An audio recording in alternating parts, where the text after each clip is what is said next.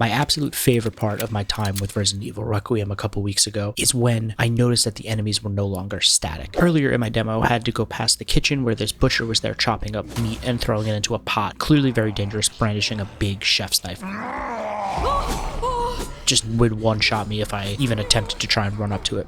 A couple hours later in my demo, I had to retread some old ground, and I was backtracking through that area, and I was like, okay, I can't go through the kitchen because I don't want to deal with the butcher again, so let me just go around it. And as I turned the corner, there the butcher was, just standing there, ready for me, scared the living Jesus out of me, and just took a swipe at me and killed me. And that's when I realized that Resident Evil Requiem is not playing around. This game is absolutely relentless. It is not going to let you just assume that enemies are going to stay in the same place, because then after that, the butcher became someone I had to contend with the rest of my demo. Anytime I wanted to go back into the West Wing, he was going to be there roaming around. He was not simply one enemy staying in one room. He was going to traverse, very similar to Mr. X in Resident Evil 2. And when I went to the East Wing, I had a very similar type of enemy that I had to contend with over there.